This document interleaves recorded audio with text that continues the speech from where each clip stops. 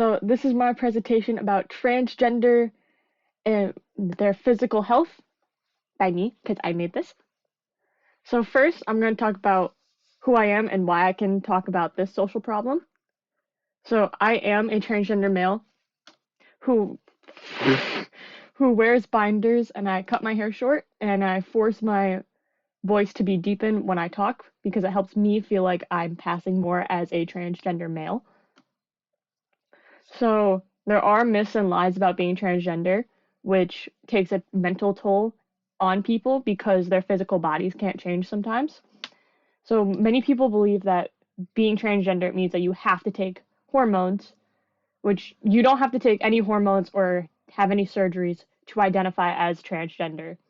And some people believe that surgeries are easy and for every trans person, when surgeries can go very long, very wrong, and not every trans person wants it, and that's perfectly okay. I know for a fact for me, I want top surgery, but bottom surgery terrifies me, at least as of this point. And then many people believe that sexuality is linked with whatever gender you identify as. When you can be transgender and like the same gender or a different gender, and they're not combined at all. One quote that I found from someone who is transgender is, "We don't ask how we are born. We don't ask the parents. We are just born into it. We just have to make the most of it."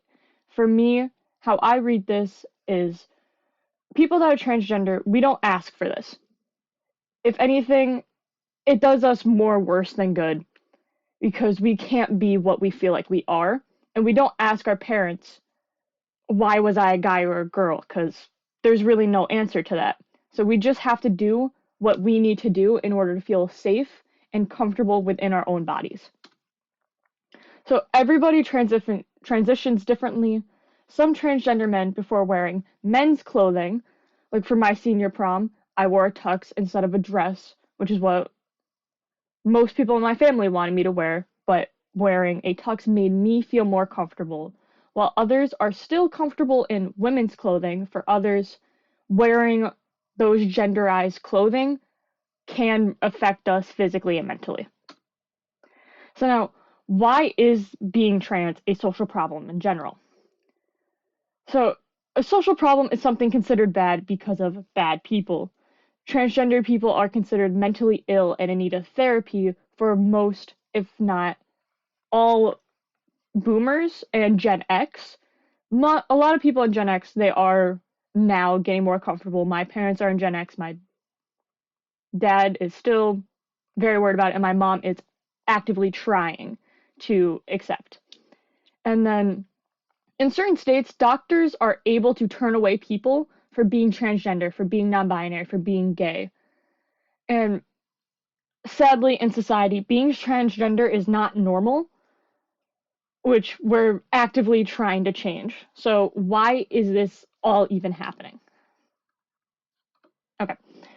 So some background is, the causes of the problem are people who were raised to believe that being gay is wrong and there are only two genders. So they act upon their fear to try taking away trans resources and gay resources for people who need it.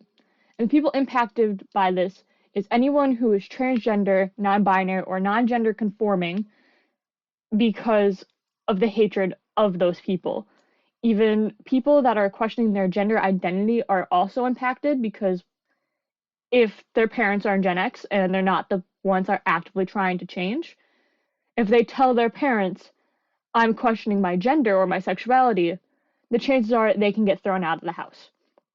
And the consequences for this is, in many states, people cannot openly be trans or get the resources they need to stay healthy physically and mentally. And it also costs a lot of money, forcing them to do things unsafely, which can result in them permanently destroying their body. For me, I wear binders.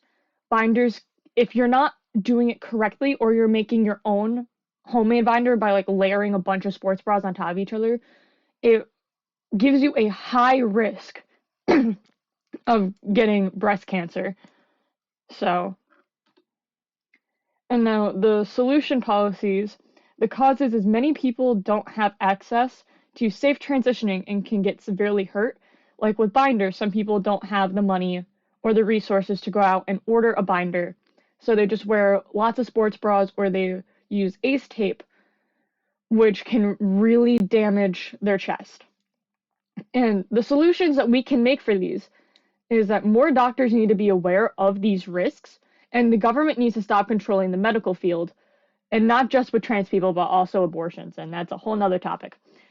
And the perspective of the solutions being made are doctors who are aware of the risk and see how risky it is for other doctors, about how other doctors are going about it, and of the parents of these kids or them themselves seeing how badly some doctors are doing this. One reading that I found is the article, Don't Think That We Die from AIDS, Visible Uncertainty in Global Transgender Health. Transgender women experience individualized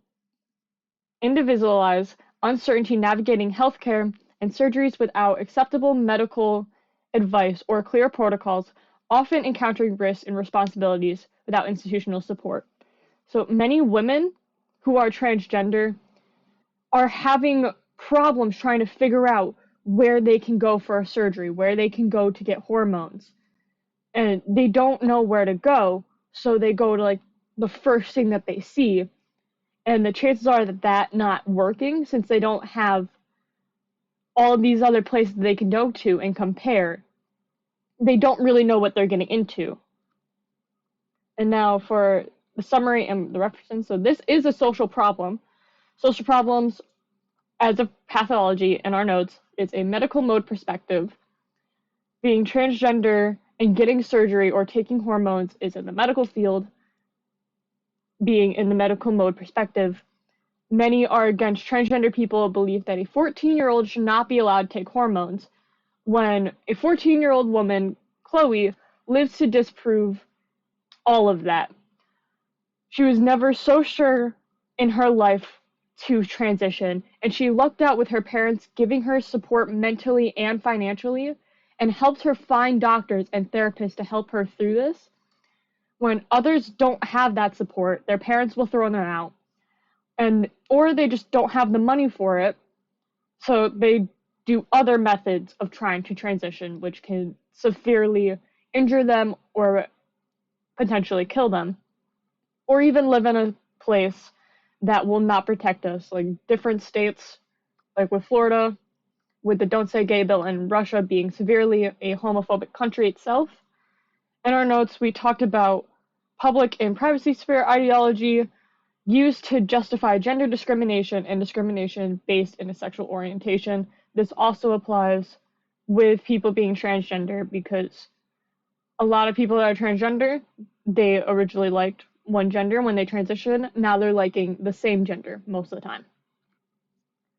Now, the last rundown is society has deemed people in the LGBTQ community as bad and mentally ill. People are beaten up in the streets if they have a flag on them.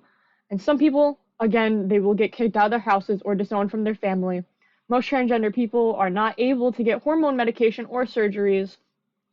And women who get breast cancer are able to be pushed for top surgery. But if you are a transgender, in some states, doctors will push you away, and some states and doctors will not help if you get breast cancer from wearing binders because you were wearing it to try to change your gender. People are being declined the right to health care, which breaks Amendment 36, Clause 3. All citizens are protected by the state in regulation to health. And then this is a video that I made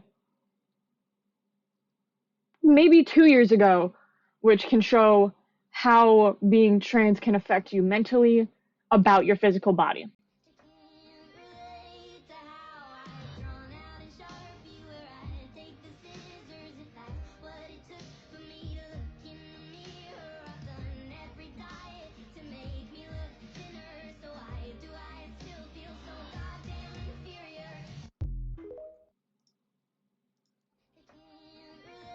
Oh boy. Okay, so these are all my references. I have a link to the quote that I found, a link to the reading, the summary of, a link to what I used in the summary of Chloe and my notes, and then a link to Amendment 36, Clause 3. Thank you. Continue fighting for trans rights and LGBTQ rights.